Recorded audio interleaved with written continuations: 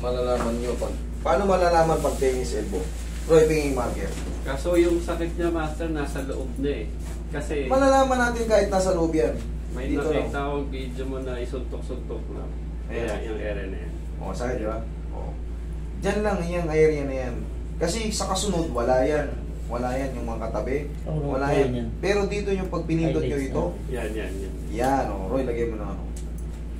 Pero sa totoo lang, hindi pa kayo sobrang severe. O malakas lang yung pain toleration. Malakas lang po. Kasi yung iba, pag pinindot ko dyan, Noong una po, ganun. Masakit, ginaganon ko. Tapos nung nakita ko sa yung video, naisuntok-suntok mo lang. oh, Medyo gumaan. Parang Kaso, pag time na nagbubuhat ako na ano, may may nararamdaman talaga. habang palakas ng palakas yung pagbubuhat. Ayan. Lalong pasakit ng pasakit. Nangihiway ako. Kaya sabi ko, paano ko lang, para reset natin. Kasi albi ito. Sige.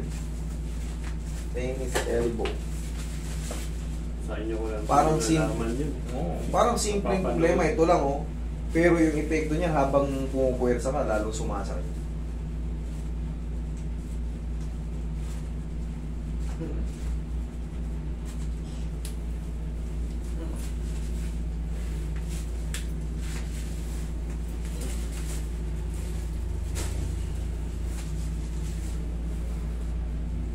Tanggalin mo muna yung glass mo, sir.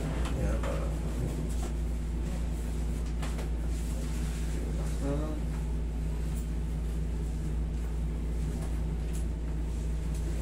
Tayo ka, sir.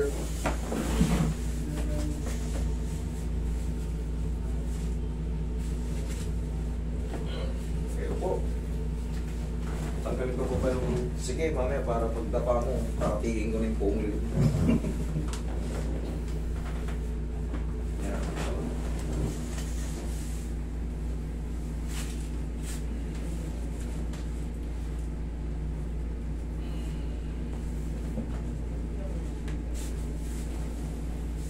Sige, ikaw kang patagilid.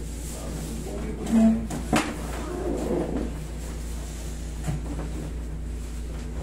Mamaya may matitira dyan, konti na lang. Kumbaga, bearable na. Mag-aantay lang tayo ng mga ilang araw para maghilom na yung pinaka-trauma.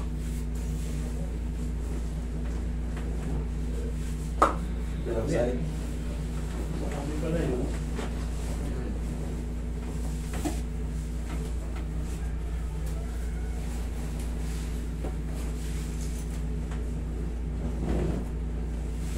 Ito pa. Ako yung mga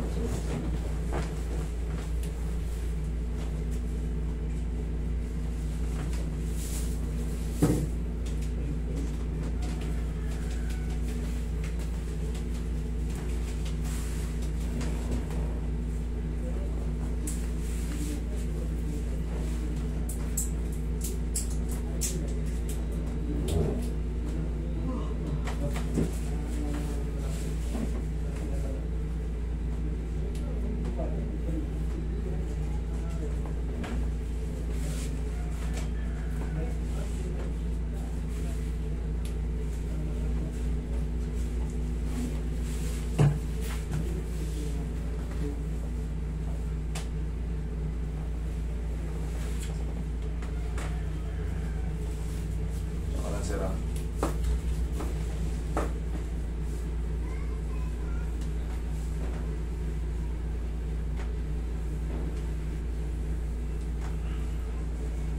So, yan. Next ako, buti nag-repair. yung mga binaha sa Batangas, kita mo, hindi pa sila naka-recover. Bulacan, Laguna, binilinis pa ng bahay. Okay, exhale. Yung iba nga, hindi pa na ano eh. Hindi pa madaanan yung madaan nila. Diba nakita mo yung sa ano, sa Agoncillo? Yung ano, wala pa yung mga kalsada nila, na-isolate sila. Walang madaanan, naging ilog yung mga kalsada. Problema nga naman talaga sa liga. Eh kasi nga hindi makatawid. Makatawid. Wala eh, daming nakabook ng mga taga-ano. Pero naiintindihan ko naman, mag-iingat po muna kayo. Palakas mo muna kayo yung iba. At stay safe po dyan eh, siyempre. Linisin muna natin yung mga bakura natin. Wala, durug-durug sila rito sa ano. Ang daming Tinamaan niya sa ano. Ini-expect doon ang malakas na ano. Pero ang laki ng epekto dito sa ating mga kabayan dito sa Batangas. Wow. Saka sa Bicol, dyan maraming naman. So mayroon na naman yan. May nag-U-turn dito sa North. Isabela, doon naglangkol pero hindi ganong ano eh. Hindi ganong affected. Yung mga sakto lang. Mga pananim lang talaga matutuma. Pero dito kasi hindi nangamatay sa ano, Bicol tsaka sa ano.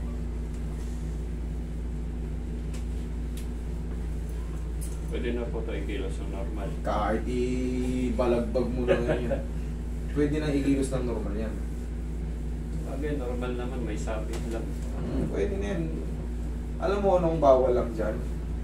Huwag mo lang basahin yun lang. Pero may matitira pa dyan ng maliit na pain. Maliit lang, pero kaya mo na yan. Kahit ipababag mo na yun. Pambabag mo. Walang problema.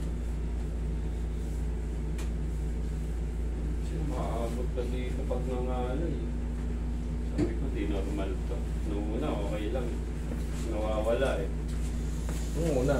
Pero habang tumatagal, hindi mo naman pinaayos. Kala mo, kaya mo. Sana nagpa-schedule po ako, eh may pasok Monday to Friday, sabi ko. Kaya kanina, sabi ko, subukan ko. Buti nagtanggap. No, pwede ba ako mag-walk-in yan? May matitira dyan, konting-konti na lang. Kumbaga, kayang-kaya nyo na. Hindi na yung pagdininan eh, talagang aaray kayo. Kailangan na naman yan. Yung dalawang buto na yan, ganyan lang, inaalog ko lang yan. Inaalog-alog lang yan. Pag may tumunog na yan, solid na yan, tutunog kasi yan dyan, tapos, pwede mo nang balikan ng pindot. Oh, posible namang, wala na. Okay? Pwede mo nang pambabag yan. Okay? Sige, yun pa.